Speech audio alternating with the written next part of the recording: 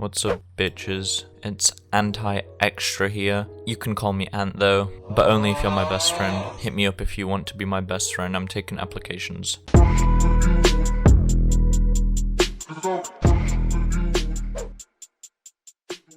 I played LEGO Star Wars The Skywalker Saga over the past week. I played it with a friend. We played co-op split screen. Obviously, that's the only way to do it. You can't play LEGO Star Wars by yourself, bro. You gotta do it with someone else. So yeah, that happened. And here I am to, I guess, review it or just give you my thoughts on it. So I know that this game was very highly anticipated in a ton of different fan bases. Obviously the LEGO dick suckers, then there was the Star Wars nerds, and just like most people in general. I saw it everywhere over the few days before its release because it took up a new formula of sorts. LEGO games have been dry to me for a few years now.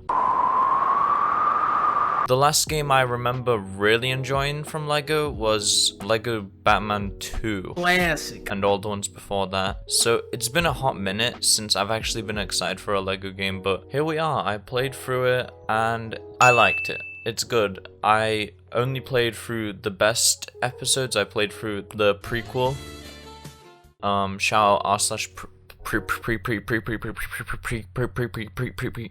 prequel memes. And here we go, I'm gonna tell you all about it. So, the new LEGO formula I really enjoyed. There is a lot that went into this formula. One thing that you may notice straight away is the combat in this game. Way more fluid, way more modern combat. It's not the old LEGO style fighting where you have to hit some guy like 5 times and he just breaks into little pieces. If you're having like a lightsaber duel with someone, there is little sequences where you have to spam a certain button to overpower your enemy. You've also got to dodge attacks from the enemy. It shows up with like a little warning, like red indicator that they're about to attack. There's also blocking, defending mechanism. There's a lot of different stuff that went into the lightsaber duels. The gunplay was something that I really enjoyed too.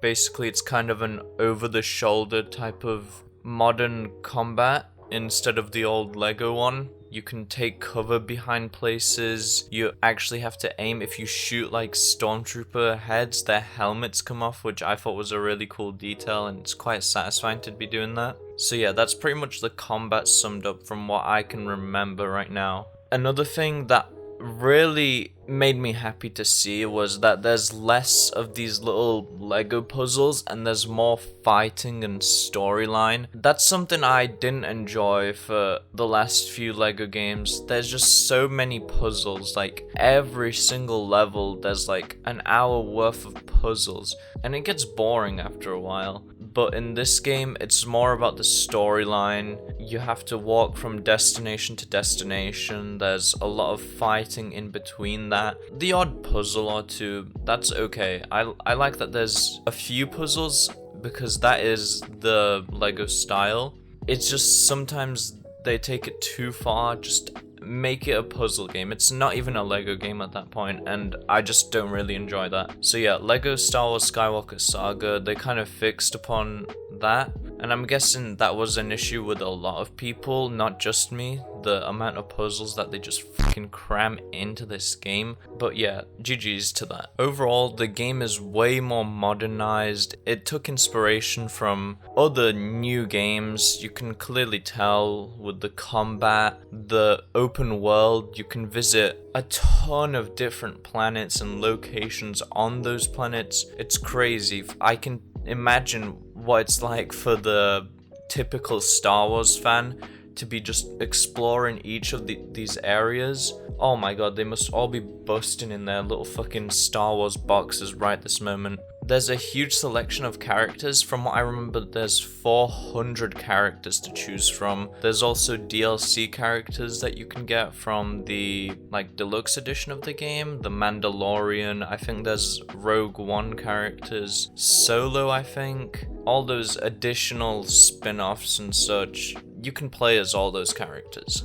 The narrative, it follows the Star Wars movies, and what I like about it is it knows when to be serious and when to be like funny and silly and goofy. Because in previous Lego games, the storylines would just be little jokes and jokes, just constantly in every cutscene. I get that it's a children's game, I do get that. But if you want to appeal to a larger target audience for an older fan base as well, I think you need to balance out the seriousness and the comedy, the humor. There was a lot more of just, here's the story, and then like a little part of the cutscene is like a little clumsy mistake, a little bit of childish humor, but it was overpowered by the actual story, so that was cool.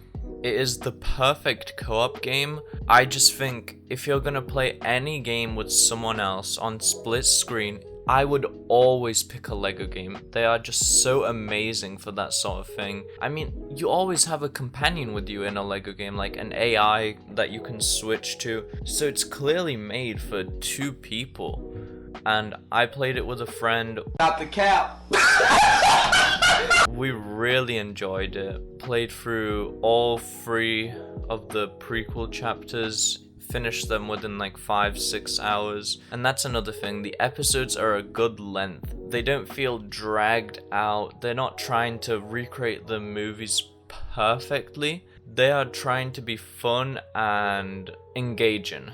And to be engaging, you need to know not to drag out a certain level or add in unnecessary story to the game. Each episode, I'd say, took us around 2 hours, which I think is perfect. You can probably finish the game within like 14 to 20 hours if you take your time, and that's great. And one more thing I'd like to say is GG's to them for actually adding in the mumble mode thing. I personally didn't use it, but I think I will try it sometime because it's so like nostalgic. They are aware that some of their player base is made up of people that want to feel the nostalgia of the old Lego Star Wars games, and I presume that's why they added in this mumble mode. Props to them for that, because I would have never thought to add that mumble mode back in after so many years. I don't know if they've done it in any of their modern Lego games, but this is the first time I've heard about it, so I'm gonna assume this is the big comeback of the mumbles. Anyway, I just summarized the game. You'd have to play it for yourself to truly understand. Play it with a friend, go on, treat yourself, and subscribe to my channel if you enjoyed. Like,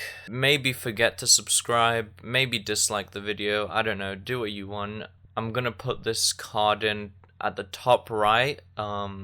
Click on that and click on subscribe. That's pretty much it. I'll have another video out very soon. I've got plenty of ideas now. I'm all set for quite a few months now because of all the games that are coming out, all the announcements, the rumors. There's a lot to talk about. So yeah, that's pretty much it, and goodbye.